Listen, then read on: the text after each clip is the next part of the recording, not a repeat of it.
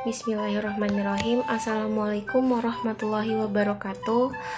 Perkenalkan, nama saya Maya Selviana Devi dengan NIM 202001010483. Nah, di sini saya akan memaparkan tugas IPS saya yang berjudul Konsep Produksi, Distribusi, dan Konsumsi. Langsung saja.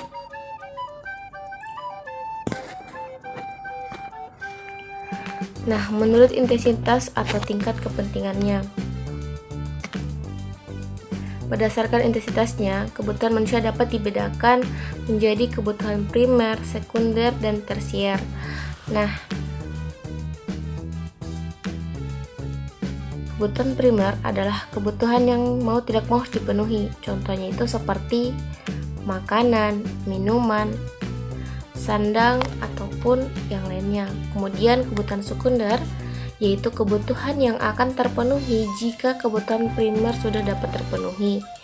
Yang termasuk kebutuhan sekunder itu misalnya kebutuhan terhadap alat rumah tangga, televisi, sepeda motor, dan lain sebagainya. Kemudian di sini ada kebutuhan tersier, yaitu merupakan kebutuhan terhadap barang-barang mewah. Contohnya kebutuhan terhadap emas, berlian, dan juga mobil mewah. Selanjutnya ada menurut jangka waktunya. Yang pertama itu kebutuhan sekarang adalah kebutuhan yang tidak dapat ditunda, misalnya kebutuhan obat untuk orang yang sedang sakit. Kemudian ada poin kedua itu kebutuhan orang untuk masa yang akan datang, adalah kebutuhan yang disediakan sekarang tetapi penggunaannya itu untuk masa yang akan datang, misalnya menabung untuk mencukupi kebutuhan masa yang akan datang seperti asuransi dan tabungan hari tua.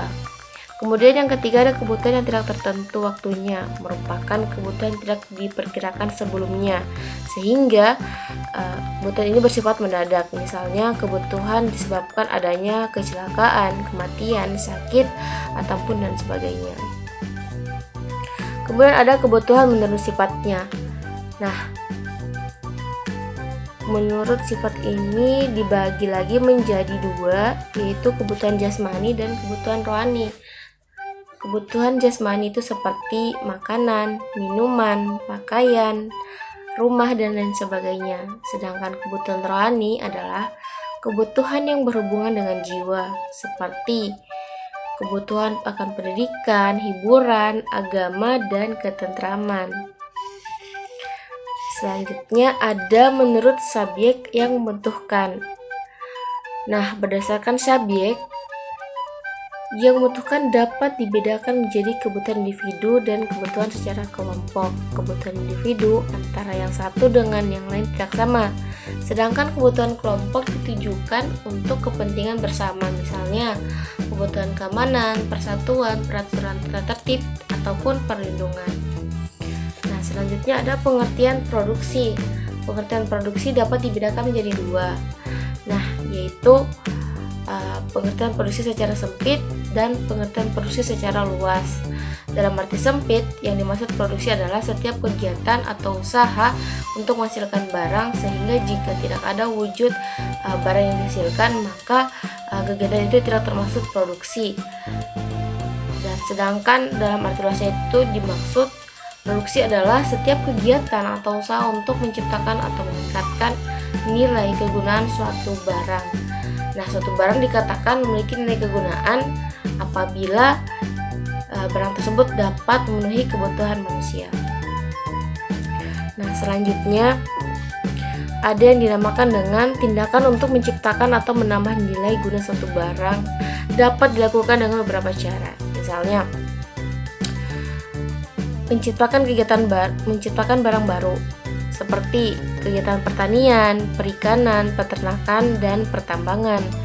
Nah, di poin kedua, dengan cara mengubah bentuk, seperti untuk meningkatkan kegunaannya, misalnya diubah menjadi meja, kursi, lemari yang bahan dasarnya itu adalah kayu.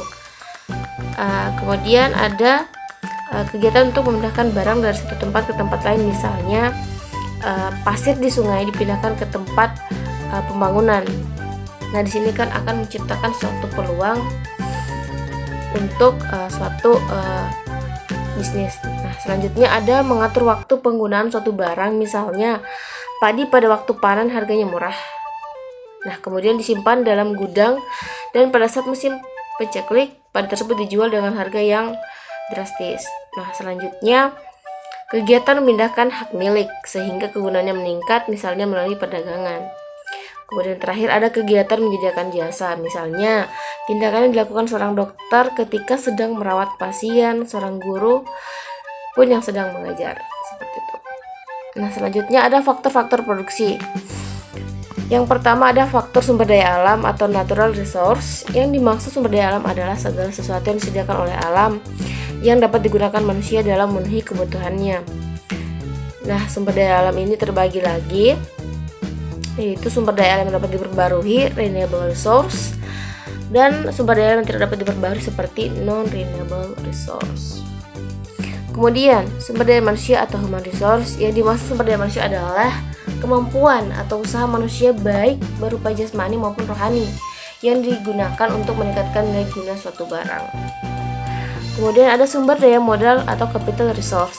Sumber daya modal ini adalah segala daya atau barang yang dihasilkan untuk dipakai menghasilkan barang atau jasa selanjutnya. Contohnya itu uang, tanah, mesin, peralatan, kendaraan, gedung, dan lain sebagainya.